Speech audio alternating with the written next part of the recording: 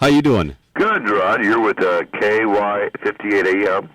Yeah, that's right. Yeah, we're an all oldies station here. We play a lot of Elvis. How you holding out these past few days? Well, it's very hectic, but it's very enjoyable because it's a lot of fun meeting people from all over the world and seeing faces that I've seen over the years. They come back and then making new friends and doing, there's Japanese television interviewed me a while ago, and other station from Finland interviewed me. And it kind of breaks up the summer monotony, really. Yeah, I guess so. Now, you've been a lifelong friend of Elvis's, I guess, since high school? Yeah, we went to high school together. I wanted to be a jockey, wanted to be a singer. I became a jockey, became a singer. Year before he went in the Army, I traveled with him. I was in about 8 or 9 movies as an extra. And he was in my wedding. I was in his wedding. I was at Paul Bear's funeral, and then I accepted his award into the Rock and Roll Hall of Fame in 1986 in New York. That's right. I remember seeing you on the tube, because I saw some highlights of that. Now, you were around Elvis so long. What was it like watching him grow? Did you always know he had something? Well, in the very beginning, I was just hoping that things would happen big because we were in school, and at school he would bring his guitar and sing. And, you kind of have dreams, but, just to get a record contract, even in those days, there wasn't that many record companies, so it was really hard to get a record contract because at those times you only had your majors, RCA, Columbia, and Decca, etc. And to get a record contract was really tough. So we had hopes and things like that. But then when he did get the contract, and he started to happen, it was ironic. One day he came by the station, and I said, Elvis, this was early on when he was on Sun Records. I said, Elvis, I guess your competition is like Farron Young and Webb Pierce and Eddie Arnold, those guys. And he said, no. He said, my competition is Bill Haley. And Haley was out with Rock Around the Clock, and Elvis knocked him off in about 6 months. Right on. Well, you work for WHBQ down in Memphis, right? Yeah, Rod. I'm with WHBQ. We were the first station in the world to play an Elvis song, and that was in December of '54. Who was that? That was Billy Phillips. He played That's All Right? He was on the air at night, yeah. And he and Sam Phillips were friends. No relationship with Sam, who owned Sun Records. What he would do when he would cut a song, he thought he had a lot of possibilities. He would make an acetate, and he would bring it up to Dewey. And Dewey, at that time, in those days, the jocks could pick their own music. In other words, part of your popularity depended on your ear, because if you had a pretty good ear for music, of course you had the listeners, because if you were playing the hits, we used to have to go around the distributors and pick up the records ourselves. They didn't even bring them by, some of them. And so Dewey and I we'd play our own music, and so Sam would bring an acetate up, and he brought the acetate up that night of Elvis, and played it, and Dewey played it 7 times that night. Jeez, over and over and over again. Yeah, he played it, and then they got some calls, and back in those days we had the early days of the fax machine. It was a telegram machine, mm-hmm. And it's much like the fax machine of today. It was a forerunner. And the people would send in telegrams requesting the song, or they would start calling. And Dewey had an assistant who answered the phone for him and say, hey, man, getting a lot of calls for this Elvis thing you just played. So he played it, and then more calls came in. And it was just one of those once-in-a-lifetime things, Yeah, well, when did you know, or when did you guys figure that, okay, Elvis is it, you're going to make it big time?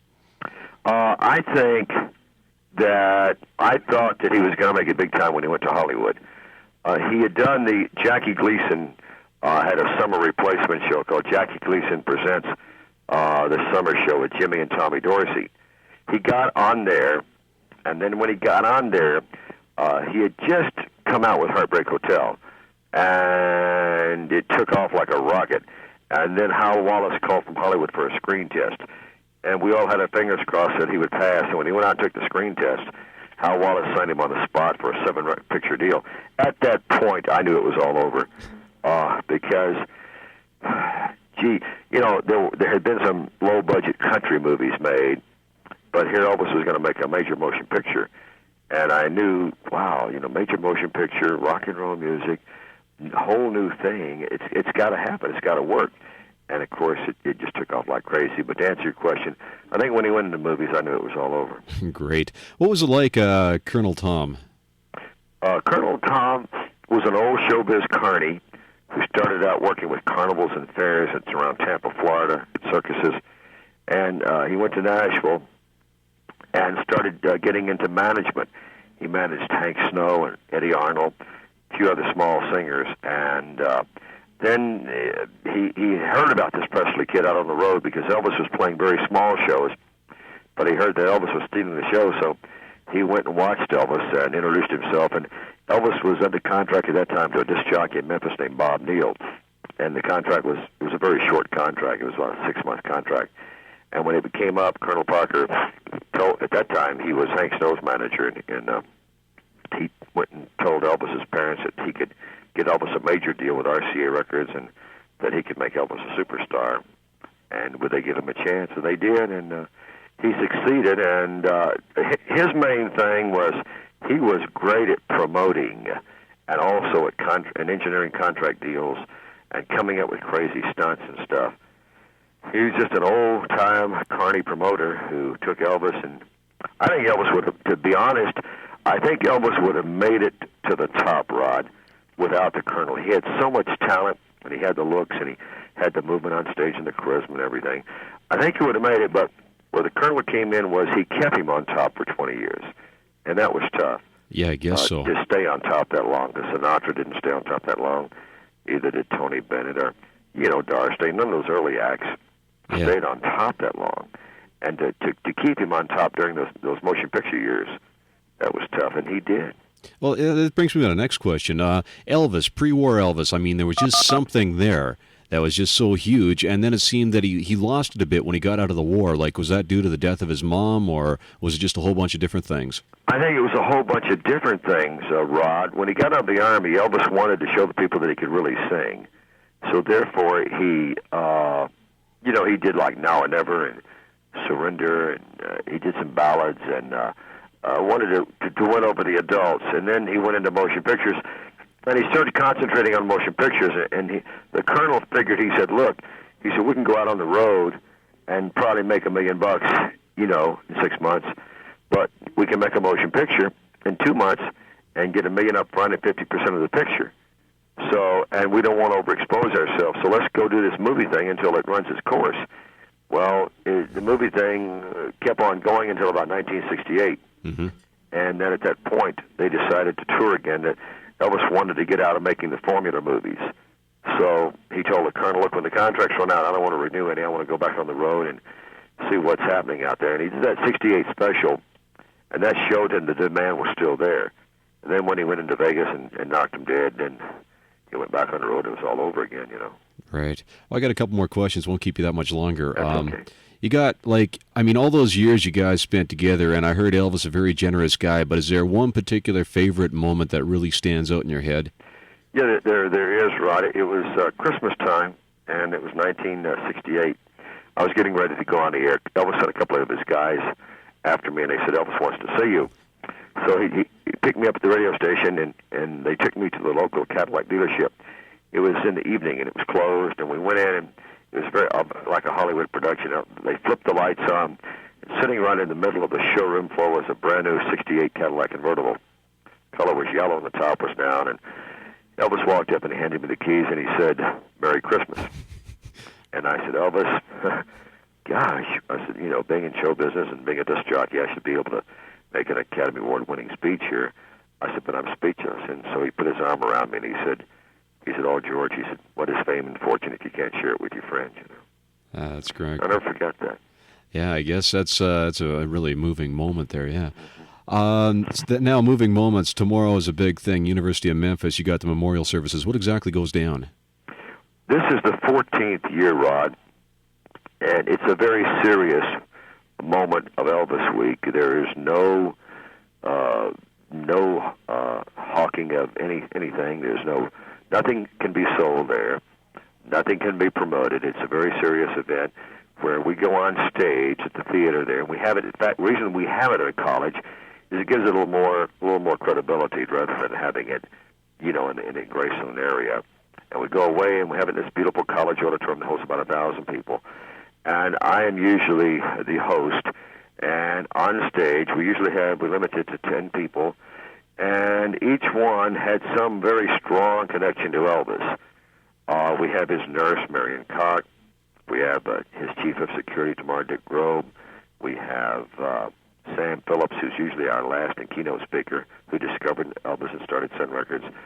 We'll have DJ Fontana tomorrow, his drummer. We'll have Sean Nelson, one of his backup singers. And they will all pass along a memory of Elvis and any serious thing that they want to say. It's sort of a serious event that comes off very, very nice, and you just come out of there with a real good feeling. And this is the 14th year we'll have it, and it's an annual affair. It's on the schedule here at Graceland, and it's well promoted in the city, and there's no admission fee. It's absolutely free to the public. That's great. And it's, like I said, it's held in a gorgeous theater setting. Do you think? What do you think Elvis thinks of all this stuff that's going down? I mean, the true Elvis fans know that Elvis is dead and that, but what do you think he thinks of a lot of this garbage and that? Well, you mean of the garbage stuff? Well, there's two ways. I mean, what you guys are doing, I mean, that's got to be a very positive thing for him because he's so spiritual himself. But what about all the garbage stuff? Well, I think that Elvis would have felt the garbage stuff. Wow, this is ridiculous. You know, you know, anybody with any good common sense would overlook that. Because he was always, when he was alive, he was always big enough to overcome any obstacle that came up. And the reason being that he never hurt anybody, he never did anything wrong, he never assaulted anyone, he never got involved in drugs, he never, like some of these young stars are holding up video shops and doing weird things. He never did anything weird and freaky. He served his country and went in the armies, just like a regular GI. Could have gone into special services. He didn't. He went in just as a regular Army guy. He believed in America, and he believed. So he would have, I think, it would have disappointed him that some of these people are doing these tacky shows and coming up with these tacky promotions and publicity stunts pertaining to him. The other side of the coin, with all of these people that come to Graceland, this week there's like 30,000 people here. It's all done now in good taste because Graceland is very strong legally.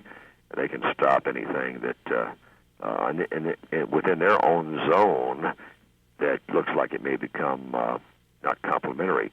They can't control the tabloids and things of that nature, but the stuff that's serious, they do control, and they do it all with very good taste, and I think Elvis would have been very proud of that. Yeah, I'm glad they can do that.